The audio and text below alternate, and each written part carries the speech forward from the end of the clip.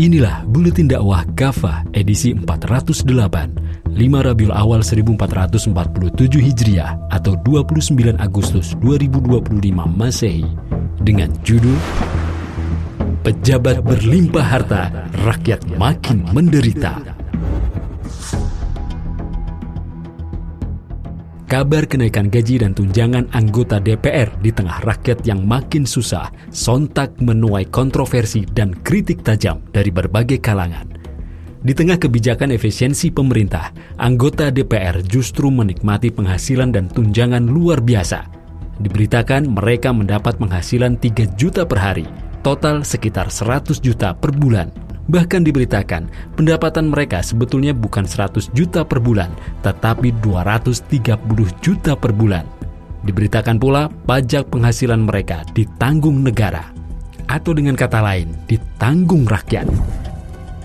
Para pejabat negara seperti menteri, wakil menteri, dan komisaris juga mendapatkan penghasilan yang luar biasa. Bahkan komisaris bisa berpenghasilan miliaran rupiah per tahun. Sungguh ironis, fenomena ini menunjukkan miskinnya etika dan tumpulnya nurani wakil rakyat dan para penguasa. Mereka bergelimang harta yang berasal dari pajak rakyat, justru di tengah kehidupan rakyat yang makin menderita. Jabatan sebagai bancaan. Gemuruh suara bubarkan DPR sontak mengemuka. Rakyat mempertanyakan sejauh mana DPR telah bekerja untuk membela rakyat. Apalagi saat ada adegan joget-joget di gedung parlemen, sontak suara rakyat semakin tajam memberikan kritiknya. Selama ini gaji tinggi dan tunjangan besar DPR dan para pejabat negara dinilai tidak berkorelasi dengan kinerja tinggi. Buktinya, rakyat tak kunjung membaik kehidupannya. Justru kemiskinan dan pengangguran semakin tinggi. Ironisnya lagi, banyak pejabat yang terlibat tindak pidana korupsi. Politik demokrasi memang mahal. Modal yang harus dikeluarkan untuk berebut kursi DPR sangatlah tinggi.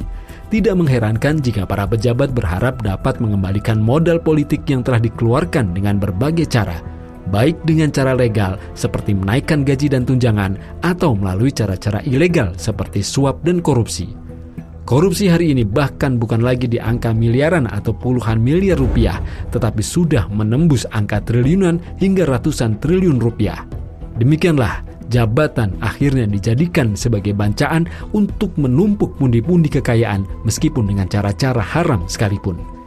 Jelas, demokrasi adalah sistem politik yang tidak mengenal istilah halal dan haram. Politik dalam sistem demokrasi juga akhirnya tak lebih dari hanya bagi-bagi kursi kekuasaan. Sistem demokrasi sekuler yang diterapkan di negeri ini justru semakin menjadikan negeri ini tak kunjung melahirkan keadilan dan kesejahteraan bagi rakyat yang konon katanya pemilik kedaulatan. Sistem politik demokrasi hanya melahirkan segelintir oligarki yang berkuasa atas kekayaan negeri ini. Melansir Totko, oligarki berasal dari kata Yunani oligarches yang berarti sedikit yang memerintah. Jadi, oligarki adalah struktur kekuasaan yang dikendalikan oleh sejumlah kecil orang. Saat demikian, kepentingan segelintir orang atau oligarki itu tidak mewakili kepentingan orang banyak atau rakyat. Inilah yang terjadi dalam sistem demokrasi. Karena itu, sistem demokrasi menjadi sebab utama carut-marutnya negeri ini.